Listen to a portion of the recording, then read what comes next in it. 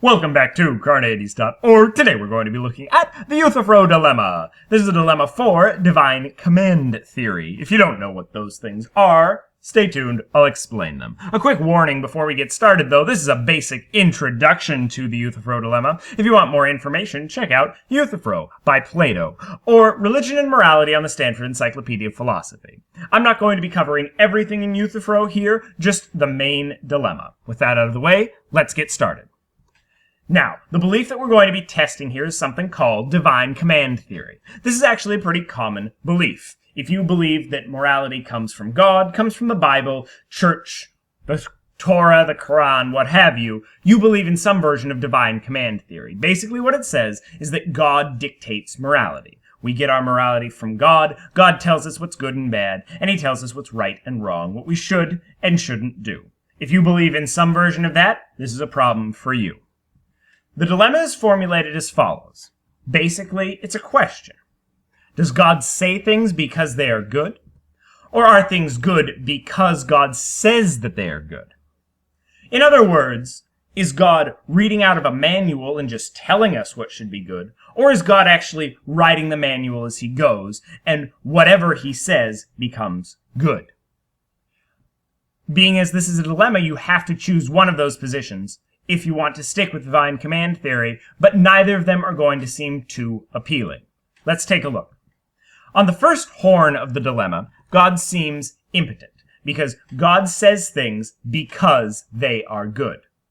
Basically, there's some other reason outside of God that things are good. God doesn't define the rules, he just really reads them to us. God cannot do everything. He's somehow constrained by the rules of morality, which are outside of his control, because he didn't create them.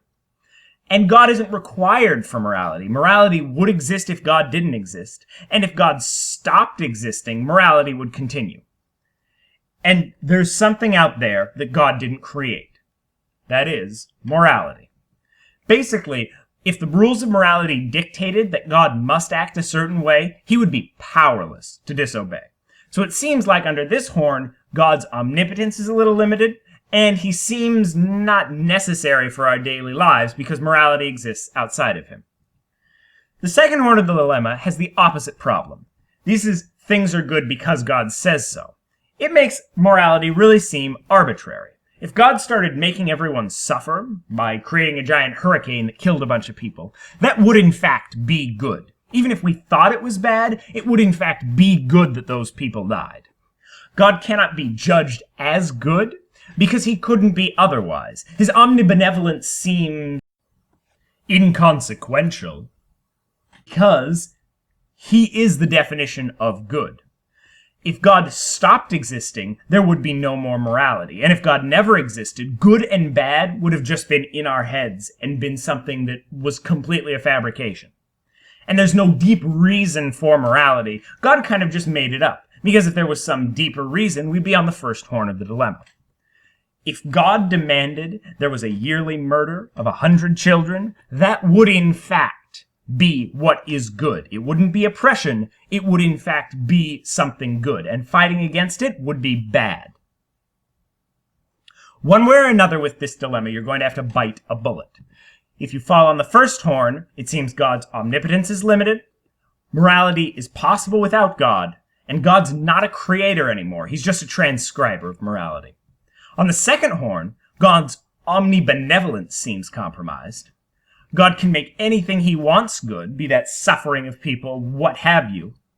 And there's no deep reason for what is good. Based in reason, based in pain and suffering or pleasure, there's no reason for one thing being good over something else.